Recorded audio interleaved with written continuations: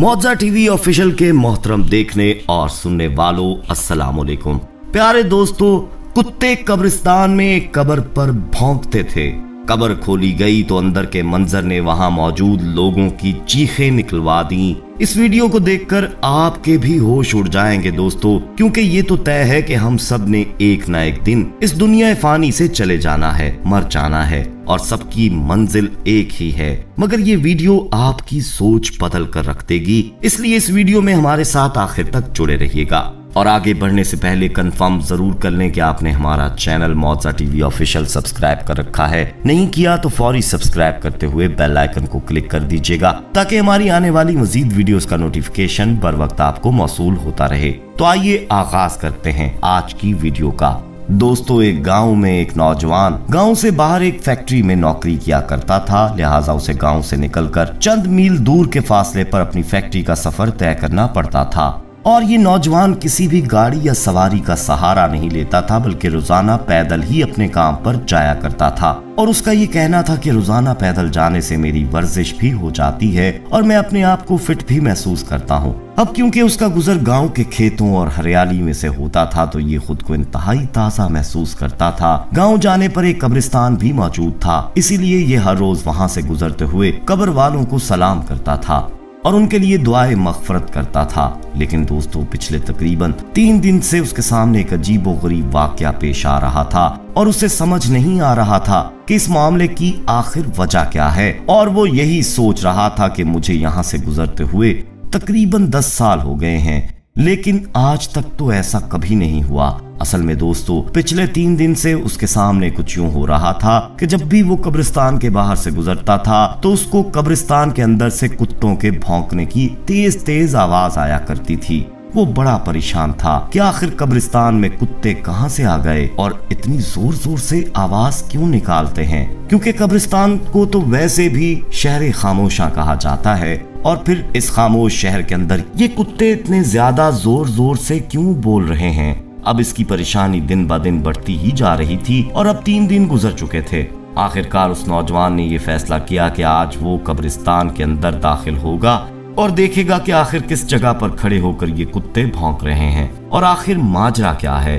दोस्तों, अगले दिन जब वो कब्रिस्तान से गुजर रहा था तो कुत्तों के भौंकने की आवाज फिर से आने लगी और जैसे ही वो शख्स कब्रिस्तान में दाखिल हुआ तो उसने देखा कि 4 दिन पहले जिसकी मौत हो गई थी, उसी की कब्र पर खड़े होकर कुत्तों का एक गिरोह अजीब तरह से आवाजें निकाल रहा था। वो बहुत परेशान हुआ और कहने लगा कि अभी 4 दिन पहले ही तो ये कब्र तैयार हुई है, तो ऐसा क्या मामला हुआ कि कुत्ते उसकी कब्र पर खड़े होकर भौंक रहे हैं। उसने जब ये देखा तो फैसला किया कि आज शाम जाकर ये गांव की पंचायत में सबको इस बात के बारे में बताएगा कि अभी जो शख्स 4 दिन पहले ही इस दुनिया से चला गया था, उसकी कब्र पर पिछले 3 दिन से कुत्ते भौंक रहे हैं। लिहाजा शाम को अपने काम से फारिग होकर वापस आता है और आकर तमाम हाल गाँव के लोगों के सामने बयान कर देता है। दोस्तों, अब गाँव की पंचायत में बड़े आलमों और अहले इल्म ने यह फैसला किया कि उसकी कब्र कुशाई की जाए और देखा जाए कि आखिर अंदर क्या मामला है।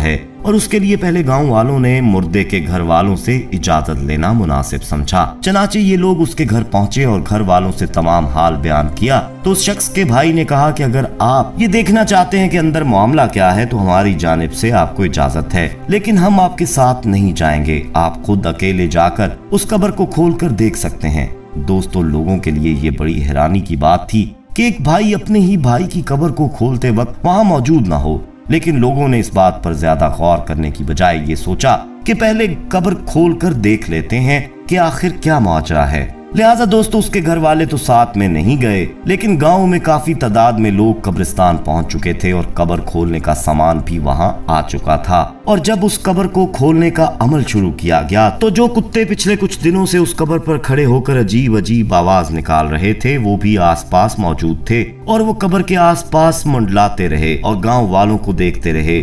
और दोस्तों, जैसे ही कब्र को खोला गया तो ऐसा खौफनाक मंजर सामने आया कि जिसने सबके होश उड़ा दिए, क्योंकि जैसे ही कब्र से मट्टी हटाई गई और मिट्टी के नीचे से तख्ते हटाए गए तो देखा कि उस कब्र के मुर्दे को जानवर बुरी तरह से खा रहे हैं। और ये मंजर देखकर लोगों की चीखें निकल गईं और वो फौरन उसको बंद करके घर की तरफ आने लगे, क्योंकि उस मुर्दे को जानवर इतनी बुरी तरह से खा रहे थे कि जो वहां पर मौजूद थे उन पर कपकपी तारी हो गई। और उन्होंने इसी में अपनी भलाई समझी कि इसकी कब्र से जितना दूर हो सके उतना दूर रहना चाहिए। लेकिन दोस्तों, यहाँ पर सवाल ये उठता है कि आखिर उसका वो कौन सा गुनाह था जिसकी वजह से उसकी कब्र में इतना खौफनाक अजाब हो रहा था। अब दोबारा गांव वाले इकट्ठा हुए और उस शख्स के घर दोबारा पहुंचे और पूछा कि तुम्हारे भाई ने आखिर ऐसा क्या किया था कि जिसकी वजह से उस पर इतना सख्त अजाब नाजिल हुआ कि मरने के सिर्फ 3-4 दिन बाद ही उसको कब्र में जानवर इतनी बुरी तरह से खा रहे थे। तो उसका भाई कहता है कि मैं जानता था कि आपके सामने ऐसा ही कोई मंजर सामने आएगा, इसलिए मैंने आपके साथ जाने से इनकार कर दिया था,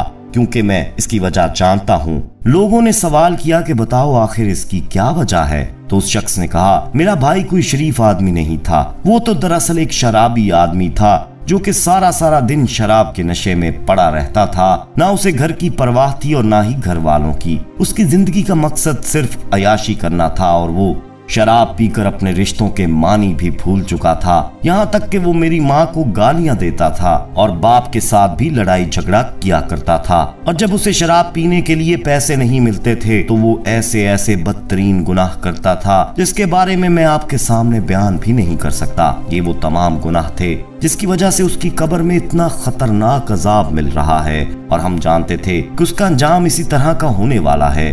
दोस्तों, उम्मीद है कि आज के इस वाक़े से आपको ये अंदाजा हो चुका होगा कि ये नशा यानी शराब कितनी बुरी लत है और क्यों दीन इस्लाम ने मुसलमान को इससे दूर रहने और पीने से मना किया है। दोस्तों, इस्लाम में शराब पीना या पिलाना बिल्कुल हराम है। एक मुसलमान को ऐसी चीजों से बहुत ज्यादा दूर रहना चाहिए। अल्लाह ताला फरमाते हैं, ईमान वालों, शराब और जुआ नापाक ही हैं, शैतानी काम, तो उनसे बचते रहना कि तुम फलाह पाओ।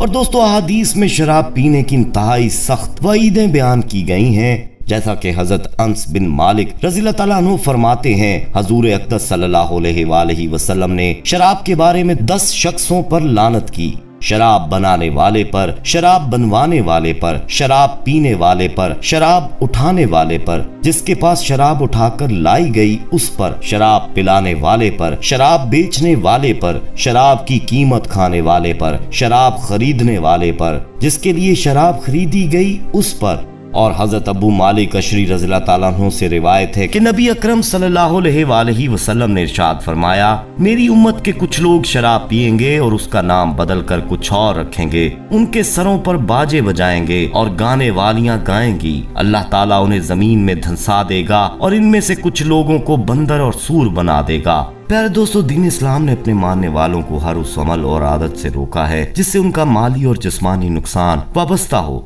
और वो उन्हें अल्लाह ताला के जिक्र से गाफिल कर दे। अल्लाह ताला हम सबको सिराते मुस्तकीम पर चलाए रखे और हमारा खात्मा ईमान पर हो। आप सब दोस्तों की क्या राय है कमेंट सेक्शन में जरूर दीजिएगा। वीडियो पसंद आई हो तो इसे लाइक करते हुए दोस्तों में शेयर कीजिएगा। जाते जाते एक बार फिर कंफर्म कर लें कि आपने हमारा चैनल मौजा टीवी ऑफिशियल सब्सक्राइब कर रखा है। नहीं किया तो फौरी सब्सक्राइब करते हुए बेल आइकन को क्लिक कर दीजिएगा ताकि हमारी आने वाली मजीद वीडियोस का नोटिफिकेशन बर वक्त आपको मौसूल होता रहे। अपना बहुत ख्याल रखिएगा और उनका भी जिनका कोई ख्याल नहीं रखता। आने वाली वीडियो में दोबारा आपसे मुलाकात होगी, तब तक के लिए अल्लाह निगहबान।